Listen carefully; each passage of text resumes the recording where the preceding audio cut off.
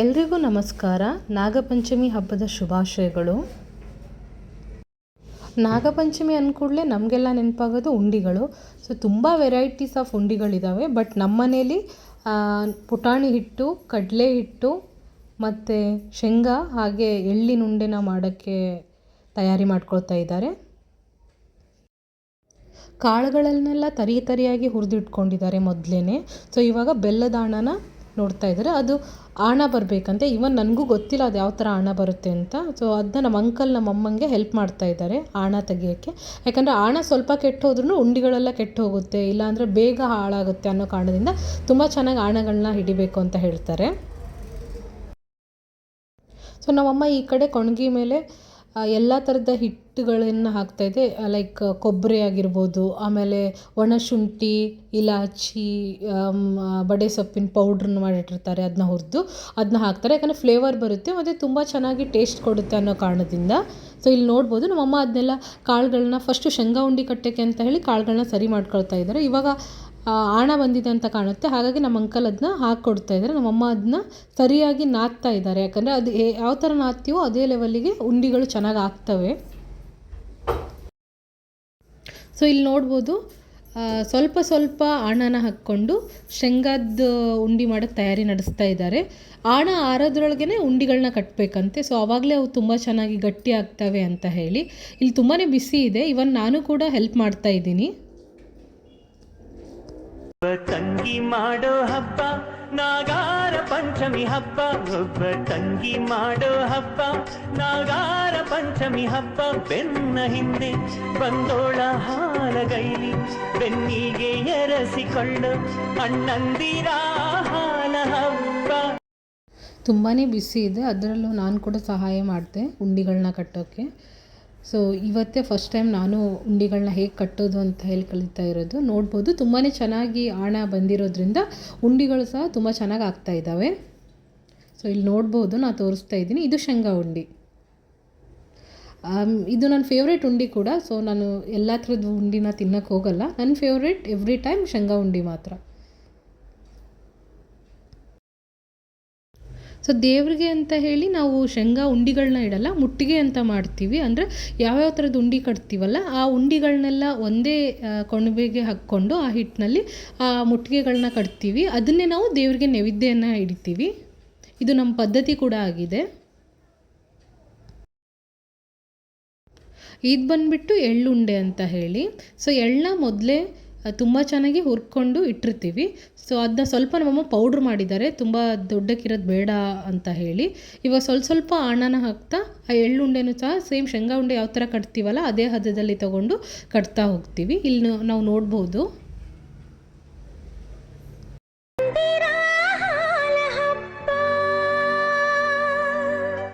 ಅಣ್ಣ ತಂಗಿ ಮಾಡೋ ಹಬ್ಬ,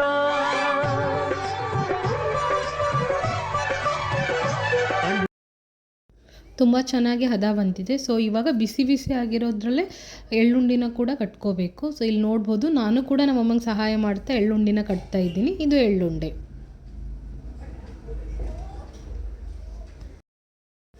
ಇವಾಗ ನೆಕ್ಸ್ಟ್ ಬರೋದು ಪುಟಾಣಿ ಹಿಟ್ಟಿನ ಉಂಡೆ. ಪುಟಾಣಿ ಹಿಟ್ಟನ್ನ ತುಂಬ ಚೆನ್ನಾಗಿ ಕಾಳುಗಳನ್ನ ಒಣಗಿಸಿ ಅದನ್ನು ಹಿಟ್ಟು ಮಾಡ್ಕೊಂಡು ಇಟ್ಕೊಂಡಿದ್ವಿ. ಸೊ ಅದಕ್ಕೆ ಇವಾಗ ಬೆಲ್ಲದ ಆಣನ ಹಾಕಿ ಒಂದೇ ಹದಕ್ಕೆ ಸರಿಯಾಗಿ ಕಲಿಸ್ಕೊಂಡು ಇವಾಗ ಉಂಡೆಗಳನ್ನ ಕಟ್ಟಕ್ಕೆ ಸ್ಟಾರ್ಟ್ ಮಾಡ್ತೀವಿ.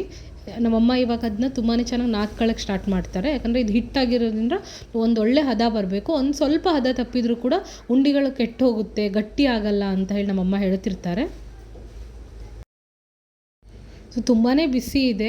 ಅದು ಹೇಗೆ ನಮ್ಮಮ್ಮ ಅದನ್ನ ಕಲಿಸ್ತಿದ್ದಾರೋ ಗೊತ್ತಿಲ್ಲ. ತುಂಬ ಬಿಸಿ ಇರೋದ್ರಿಂದ ನಾನು ಮುಟ್ಟಕ್ಕೆ ಆಗ್ತಿಲ್ಲ ಅದನ್ನ. ನಮ್ಮಮ್ಮ ಅದನ್ನ ಒಂದು ಹದದಲ್ಲಿ ಇವಾಗ ತುಂಬಾ ಚೆನ್ನಾಗಿ ಕಲಿಸ್ಕೊಂಡಿಟ್ಟಿದ್ದಾರೆ. ಸೊ ಇಲ್ಲಿ ನೋಡ್ಬೋದು ಇವಾಗ ಪುಟಾಣಿ ಹಿಟ್ಟಿನ ಉಂಡೆ ರೆಡಿ ಆಗ್ತಾ ಇದೆ. ಸೊ ಇವೆಲ್ಲ ಉಂಡಿಗಳು ಎಳ್ಳುಂಡಿ, ಶೇಂಗಾ ಉಂಡೆ ಮತ್ತು ಪುಟಾಣಿ ಹಿಟ್ಟಿನ ಉಂಡೆ. ನಾವು ಓನ್ಲಿ 3 ಟೈಪ್ಸ್ ಆಫ್ ಉಂಡಿಗಳನ್ನ ಕಟ್ಟಿದ್ದೀವಿ. ಯಾಕಂದರೆ ನನ್ನ ಇಬ್ಬರು ಸಿಸ್ಟರ್ಸ್ ಹೊರಗಡೆ ಇರೋದ್ರಿಂದ, ಸೊ ಮನೇಲಿ ನಾನು ನಮ್ಮಮ್ಮ ಇಬ್ಬರೇ ಇರೋದಲ್ವ. ಸೊ ಅದೇ ಕಾರಣದಿಂದ ಸ್ವಲ್ಪ ಕಡಿಮೆ ಉಂಡಿಗಳನ್ನ ಮಾಡೋಣ, ಹಾಳು ಮಾಡೋದು ಬೇಡ ಅನ್ನೋ ಒಂದು ಕಾರಣದಿಂದ. ಸೊ ಉಂಡಿಗಳನ್ನೇನೋ ಕಟ್ಟಾಯಿತು. ಇವಾಗ ಒಂದು ಪಾರ್ಟ್ ಆಫ್ ಫೆಸ್ಟಿವಲ್ದು ವೈಫ್ಸ್ ಆಯಿತು. ಇವಾಗ ನೆಕ್ಸ್ಟ್ ಬಂದುಬಿಟ್ಟು ಯಾವ್ಯಾವುದು ನಾವು ಪೂಜೆಗಳಿಗೆ ನೈವೇದ್ಯಗಳನ್ನ ಇಡ್ತೀವಿ ಅಂತ ತೋರಿಸ್ತಾ ಇದ್ದೀನಿ. ಇದು ಬಂದುಬಿಟ್ಟು ಮುಟ್ಟಿಗೆ ನಾನು ಹೇಳಿದ್ನಲ್ವ. ಸೊ ಎಲ್ಲ ಥರದ್ದು ಉಂಡೆಗಳನ್ನು ಪೌಡ್ರ್ಗಳನ್ನ ತೊಗೊಂಡು ಸೊ ಅದಕ್ಕೆ ಬೆಲ್ಲದ ಆಣವನ್ನು ಹಾಕಿ ಅದನ್ನ ಮುಟ್ಟಿಗೆ ಮಾಡಿರ್ತೀವಿ. ಇದನ್ನೇ ನಾವು 2 ದಿನ ನಾಗಪ್ಪಗೂ ನೈವೇದ್ಯ ಅಂತ ಹಿಡಿಯೋದು. ಇಲ್ಲಿ ನೋಡ್ಬೋದು ಹುರಿಗಾಳು, ಇದರಲ್ಲಿ ಹೆಸರು ಕಾಳು ಮತ್ತು ಅವರೆಕಾಳು ಮತ್ತು ಕಡಲೆಕಾಳಿದೆ. ಸೊ ಇದನ್ನ ಹುರ್ಕೊಂಡಿಟ್ಟಿರ್ತೀವಿ. ಇದನ್ನ ಮೊದಲನೇ ದಿನ ನಾಗಪಂಚಮಿ ಹಾಲು ಎರೆಯುವಾಗ ಮನೆಯಲ್ಲೇ ಇದನ್ನ ಹುರಿಗಾಳು ಅಂತ ಇಡ್ತೀವಿ. ನಾನು ಇಲ್ಲಿ ನೋಡ್ಬೋದು. ಸೊ ಇಲ್ಲಿ ಬಂದುಬಿಟ್ಟು ಅಳ್ಳಿದು, ಇದು ನೆಕ್ಸ್ಟ್ ಬಂದುಬಿಟ್ಟು ನೈವೇದ್ಯಕ್ಕೆ ಅಂತ ಮುಟ್ಟಿಗೆ, ಆ್ಯಂಡ್ ಥರ್ಡ್ ಒನ್ ಬಂದುಬಿಟ್ಟು ಹುರಿಗಾಳು. ಸೊ ಇದು ಕರಿಕೆ ನಾನು ಯಾಕೆ ತೋರಿಸ್ತಾ ಇದ್ದೀನಿ ಅಂದರೆ, ಮೊದಲೇ ದಿನ ನಾವು ಆಕಳ ಹಾಲು ಮತ್ತು ಕರಿಕೆಯಲ್ಲಿ ಹಾಲನ್ನ ಎರೆಯುವಂಥ ಪದ್ಧತಿ ಇದೆ ಅಂತೆ. ಸೊ ಆದ್ದರಿಂದ ನಾನು ಬೆಳಗ್ಗೆನೇ ಎದ್ದು ಮಡಿಯಿಂದ ಕರಿಕೆನ ಹರ್ಕೊಂಬಂದಿಟ್ಟೆ.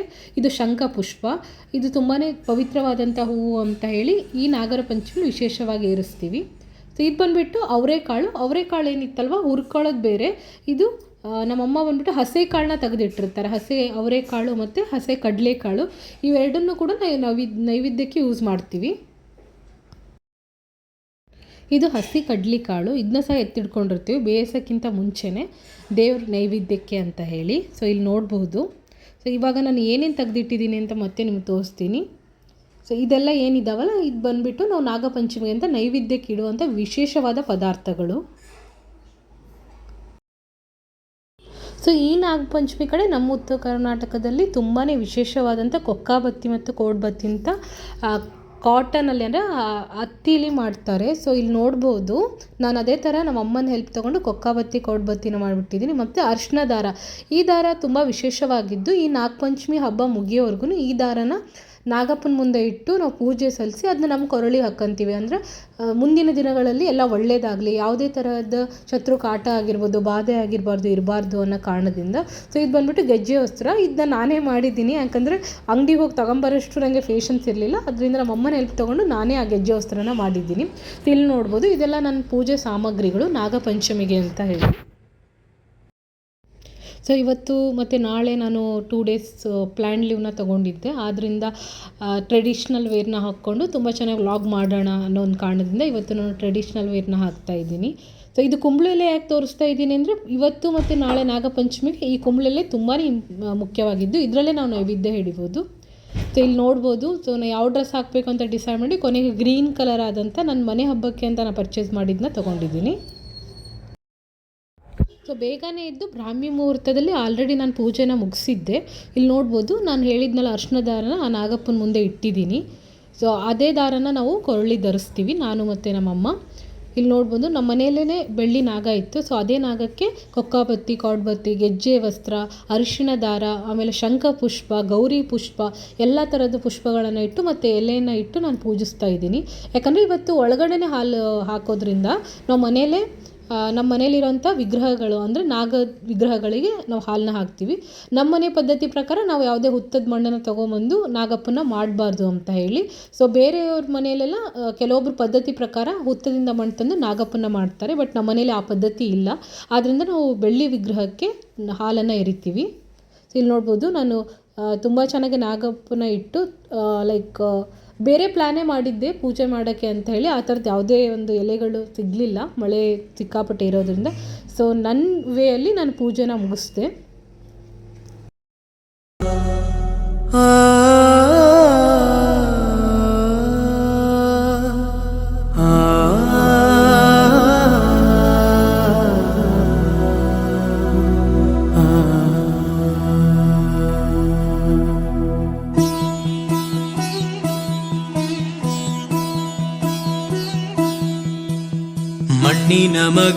ಸೊ ಇದು ಅರಿಶಿನ ದಾರ. ನಿನ್ನೆನೇ ನಾವು ತುಂಬ ಮಡಿಯಿಂದ ಆ ದಾರನ ಮಾಡಿಟ್ಟಿದ್ವಿ.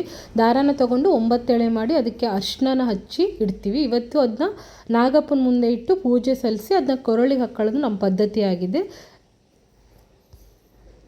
ದೇವರ ಕುಲವೋ ಇವರ ನೆರಳೆ ಬಡವರಿಗೆ ನೂರಾನೆಯ ಬಲವೋ, ಈ ಮಣ್ಣಿಗೂ ಇವರ ಋಣವೈತೆ, ಪ್ರತಿ ಉಸಿರು ಇವರನ್ನೇ ನುಡಿದೈತೆ. ಜಯ ರತ್ನಾಕರ ಜಯ. ಸೊ ಇಲ್ಲಿ ನೋಡ್ಬೋದು, ನಾಗಪ್ಪನ ಪಕ್ಕದಲ್ಲಿ ಎಲ್ಲ ಥರದ ಹುರಿಗಾಳು, ಮುಟ್ಟಿಗೆ ಮತ್ತು ಅಳ್ಳು ಮತ್ತು ಅರಿಶಿನ ದಾರ, ಹಸೆ ಕಾಳುಗಳನ್ನ ಇಟ್ಟಿದ್ದೀನಿ ನೈವೇದ್ಯಕ್ಕೆ ಅಂತ ಹೇಳಿ.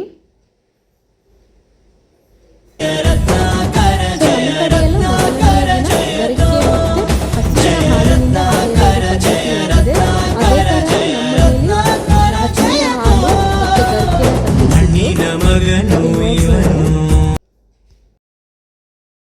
ಸೊ ನಮ್ಮ ಟೆರೆಸ್ ಮೇಲ್ಗಡೆನೇ ನಮ್ಮಮ್ಮ ಗರ್ಕೆನ ಸಿಕ್ಕಾಪಟ್ಟೆ ಬೆಳೆಸ್ಬಿಟ್ಟಿದ್ದಾರೆ. ಆದ್ದರಿಂದ ನಾನು ಅಲ್ಲೇ ಹೋಗಿ ಬೆಳಗ್ಗೆನೇ ಕಿತ್ಕೊಂಬಂದೆ.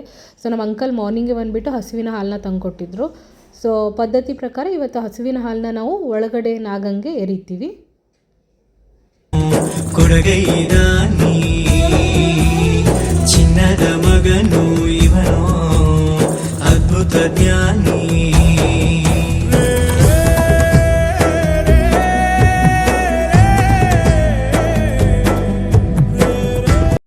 ಇವತ್ತು ಮತ್ತು ನಾಳೆ ಪದ್ಧತಿ ಪ್ರಕಾರ ಕುಂಬಳೆಲೆಯಲ್ಲೇ ನಾವು ನೈವೇದ್ಯನ ಹಾಕಬೇಕು. ಇಲ್ಲಿ ನೋಡ್ಬೋದು, ಇದು ಬೆಂದಿರುವಂಥ ಕಾಳು. ಸೊ ಅವರೆಕಾಳು ಮತ್ತು ಕಡಲೆಕಾಳು ಅದನ್ನ ನೈವೇದ್ಯಕ್ಕೆ ಅಂತ ನಾನು ಎಲ್ಲ ತಯಾರಿ ಮಾಡಿಟ್ಟೆ.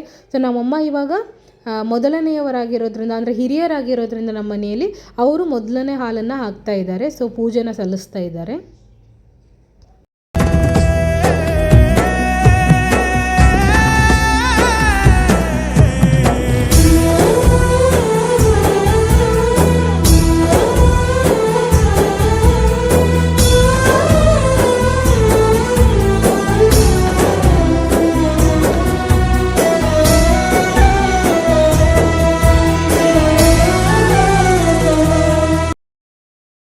ಸೊ ನಮ್ಮ ಮನೆಯಲ್ಲಿ ನಾನು ಮತ್ತು ನಮ್ಮ ಮಮ್ಮಿ ಇಬ್ಬರೇ ಇರೋದ್ರಿಂದ ನಮ್ಮಮ್ಮ ಹಾಲು ಹಾಕಾಯಿತು. ಇವಾಗ ನಾನು ಮನೆಯಲ್ಲಿರೋ ನಾಗಂಗೆ ಹಾಲು ಎರೆದು ಪೂಜಿಸ್ತೀನಿ. ಸೊ ಇಲ್ಲಿ ನೋಡ್ಬೋದು, ನಾನಿವತ್ತು ನನ್ನ ಮನೆ ಹಬ್ಬಕ್ಕೆ ಅಂತ ಪರ್ಚೇಸ್ ಮಾಡಿರೋ ಲೆಹಂಗಾನ ಮತ್ತೆ ಹಾಕ್ಕೊಂಡಿದ್ದೀನಿ. ಚಂದ್ರ ಚೂಡಮಣಿ ವಜ್ರ ನಾಗಮಣಿ ಮುತ್ತು ರತ್ನಗಳ ಗಣಿ, ಜನರ ಮನಸ್ಸಿನ ಪ್ರತಿಧ್ವನಿ, ಕನ್ನಡ ಕುಲದ ಕಣ್ಮಣಿ, ದೈವ ಗೆದ್ದ ಮುನಿ ಜೀವ ಕಾಯೋದಣಿ, ಮಣ್ಣಿ ನಿನಗೆ ಚಿರಋಣಿ. ನಾವು ಇವತ್ತು ಪೂಜಿಸಿದಂಥ ಅರಿಶಿನ ದಾರವನ್ನು ಹಾಕ್ಕೊಳ್ಳೋದು ನಮ್ಮ ಪದ್ಧತಿಯಾಗಿದೆ. ಅದೇ ಥರ ನಾನು ನಮ್ಮ ಅಮ್ಮಂಗೊಂದು ನನಗೊಂದು ಅಂತ ಮಾಡಿ ಪೂಜಿಸಿಟ್ಟಿದ್ದೆ. ಇವಾಗ ಆ ದಾರವನ್ನು ಹಾಕ್ಕೊಳ್ತಾ ಇದ್ದೀನಿ. ಎಲ್ಲ ಶತ್ರು ಬಾಧೆ ದೂರ ಆಗಲಿ, ಎಲ್ಲ ಒಳ್ಳೆಯದಾಗಲಿ, ಮತ್ತು ನನ್ನ ಆಫೀಸಲ್ಲಿ ಸ್ವಲ್ಪ ಪ್ರಮೋಷನ್ ಆಗಲಿ ಅಂತ ಹೇಳಿ. ಯಮನ ತಡೆಯೋ ರಾಜನಿ, ಧರೆಗೆ ಒಲಿದ ಸೌಭಾಗ್ಯನಿ, ಕೋಟಿಗೊಂದು ಮನೆತನವೋ, ದಾನವೇ ಇವರಿಗೆ ಸಿರಿತನವೋ, ನ್ಯಾಯ ನೀತಿಗೆ ಕನ್ನಡಿಯೋ, ಸತ್ಯ ಧರ್ಮಕ್ಕೆ ಮುನ್ನುಡಿಯೋ, ಜಯ ರತ್ನಾಕರ ಜಯ ರತ್ನಾಕರ. ಸೊ ನಾನು ಹಸುವಿನ ಹಾಲನ್ನ ಹಾಕ್ತಾ ಇದ್ದೀನಿ. ಎಲ್ಲ ಒಳ್ಳೆಯದಾಗಲಿ, ಎಲ್ರಿಗೂ ಒಳ್ಳೆಯದಾಗಲಿ, ಒಳ್ಳೆಯವ್ರಿಗೆ ಒಳ್ಳೆಯದೇ ಆಗಲಿ ಅನ್ನೋ ಒಂದು ಕಾರಣ.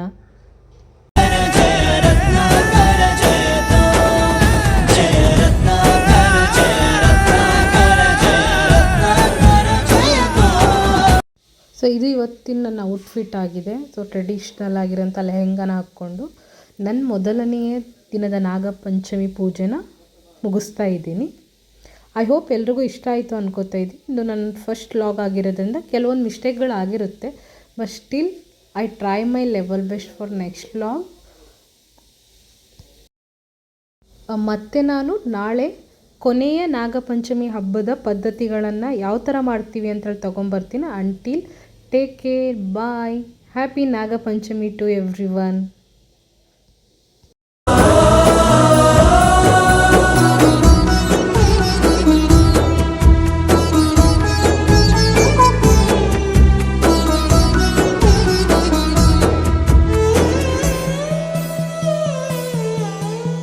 ಹಾಡೋ ಭಾಷೆಗೊಂದು ನೀಡೋ ಮಾತಿಗೆಂದು ಶೋಭೆ ತರುವ ಜೀವನ, ನಿನ್ನ ಕುಲವು ಎಂದು